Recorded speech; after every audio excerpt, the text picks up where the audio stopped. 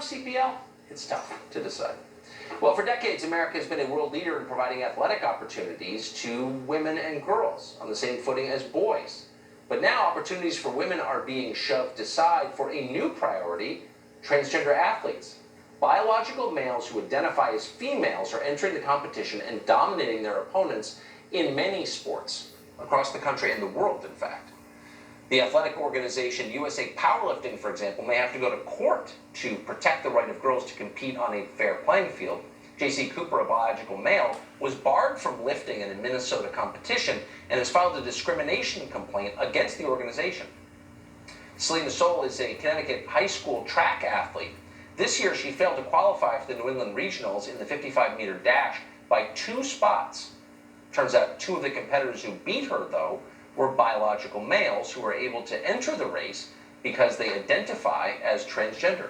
Selena joins us along with Alliance Defending Freedom attorney Christiana Holcomb. Thanks both very much for coming on. So, Selena, tell us your story. Did we misstate that? You were in a race, 2 biological males were allowed to compete, and you didn't make it by 2 slots. Is that correct? Yes, it is. I came 8th place, and the top 6 qualify for the regional New England meet. And if those 2 athletes weren't competing, then I would have been the 6th girl, and I would have moved on and advanced. Did you raise your voice and say anything about this? Yes, I have been vocal since earlier this winter, and my mother has been for about a year now. And what was the reaction that you got when you said something about it? I've gotten nothing but support from my teammates and from other athletes, but I have experienced some retaliation from school officials and coaches. Oh, tell us, what kind of retaliation? I've gotten some very difficult requests for me to complete in practice, and if I don't fulfill these requests, then I can't compete at all. And this has never happened before. It only started after my parents met with the school principal. Christiana, is there any chance of this being undone? Absolutely, yes. So girls like Selena should never be forced to be spectators in their own sports. But unfortunately, that is exactly what's taking place when you allow biological males to compete in sports that have been set aside and specifically designed for women like Selena. Title IX was designed to ensure that girls have a fair shake at athletics and are not denied the opportunity to participate at the highest levels of competition.